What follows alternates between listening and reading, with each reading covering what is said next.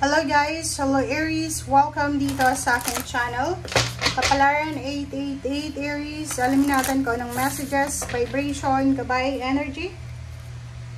I hope na makaresonate ka dito. Okay. Oh, wow. Archangel Michael, Aries. Archangel Michael, stand in your power. Be true to yourself. Wow. So, for the month of March, from March 15 hanggang katapusan ng April ito, sinasabi sa'yo ni Archangel Michael na naandyan siya sa katabi mo. Okay, and sinasabi na stand in your power. Okay, and be true to yourself.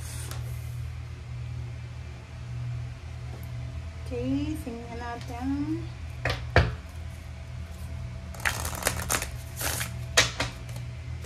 Para yan sa'yo, Aries.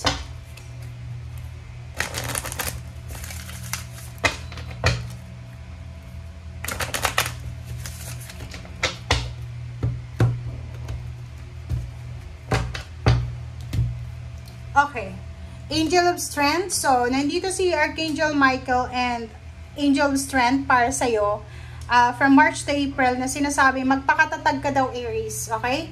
Ang gagawin mo daw sa 2 buwan na to is make sure na matatag ka or mas patatagin mo yung kalooban mo kasi may mga parang challenges na ma-overcome by just being confident sa sarili mo.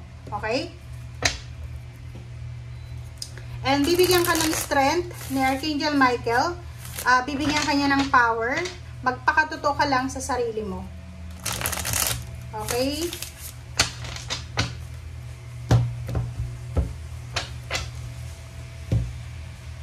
First card natin is the Star. Isa sa mga wini-wish mo, pinagpipray mo, minamanifest mo ang posibleng mangyari from March 15 hanggang katapusan ng April or until the end of the year. Basta from March 15, may mga wishes kayo na posibleng matupad ito. Next card is 7 of Cups. Bibigyan ka ng pagkakataon ng universe, Aries, na makapili or makapamili or bibigyan kanya ng choice in options na pwedeng makatulong sa'yo. Next is 4 of Cups. Nakikita ko sa'yo dito na may naghihintay sa'yo, Aries. So, beware lang na may mga tao na nagmamahal sa'yo, naghihintay sa'yo.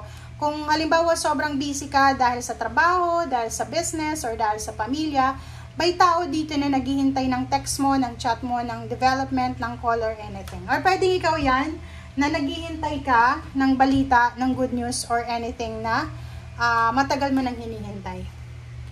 King of Pentacles, nakikita ko sa'yo dito na pwedeng naghihintay ka ng pera. Pwedeng naghihintay ka kung kailan mo na matatanggap yung salapi. Kung kailan mo mahahawakan yung pera, ganyan, ganito. Next is Page of Cups.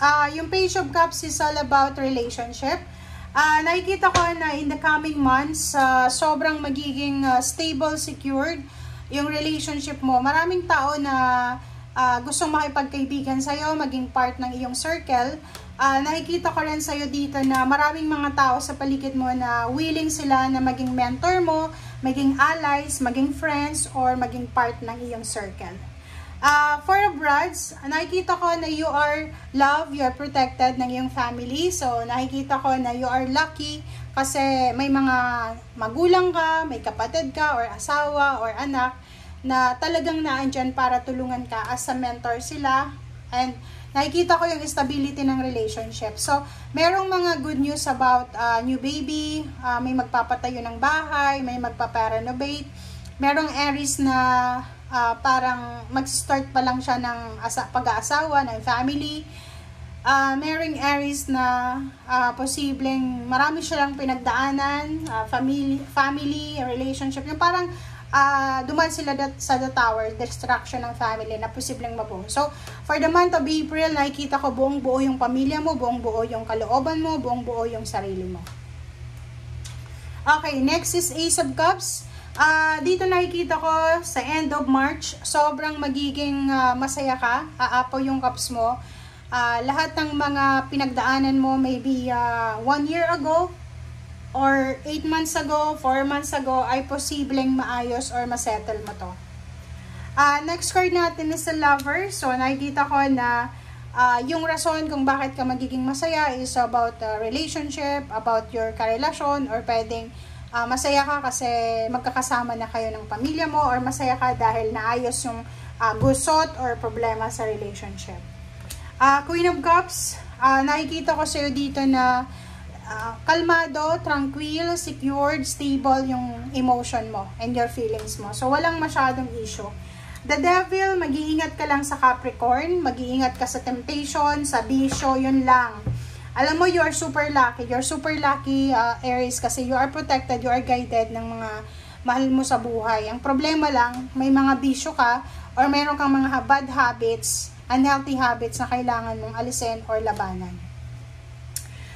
Eight of Cups yun, diba? I-let go mo na daw yan. So, kung gusto mo daw na maging talagang overall healthy, yung pagkatao mo, make sure na i-let go mo lahat ng mga unhealthy, lahat ng temptation, lahat ng hindi maganda, lahat ng masama, ay alisin mo na yan. Okay? Next card is Page of Swords.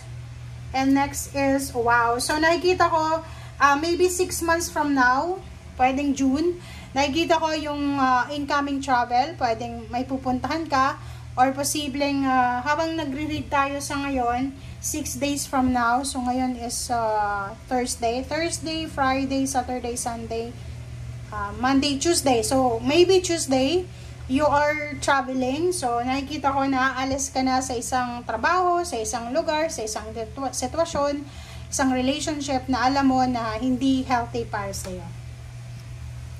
Okay, Five of Swords, kailangan mong i-give up talaga yung mga bagay na unhealthy. Okay? Kailangan mong i-give up yung mga bagay na toxic. Kailangan mong i-give up yung mga bagay-bagay na hindi na nakakatulong sa'yo. And prioritize your freedom. Prioritize your peace. Prioritize your harmony. Six of Rods, nakikita ko sa'yo dito na yung spotlight, pwedeng at the end of March, it's your birthday season, so happy birthday in advance, Aries. Nakikita ko sa'yo dito na sobra kang masaya, sobrang fulfillment, sobrang achieve yung pakiramdam mo. And yung Six of Rods dito is para kang isang tao na galing ka sa, maraming tao yung hahanga sa'yo, maraming tao yung mapapalingon sa'yo, maraming tao yung magka-congratulate sa'yo, mag-wish ng happy birthday, and congratulations sa na-achieve mo. But merong mga tao din na magko-congratulate sa'yo pero sa isip-isip nila hindi sila masaya kasi sa na-achieve mo. But go with the flow, hindi mo naman obligasyon kung hindi sila matuwa sa achievements mo. King of Rods, nakikita ko yung mga Aries pwedeng may promotion, salary increase, or pwedeng meron kayong progress na makukuha sa kung ano mang ginagawa niyong trabaho o negosyo. Maraming nahang na trabaho, maraming nahang na negosyo ang posibleng ituloy mo. And nakikita ko yung mga offers ng trabaho. Pwedeng may mga offers ng work or offer ng business ang matatanggap mo by the end of March and whole month of April. Okay? Thank you guys. Bye!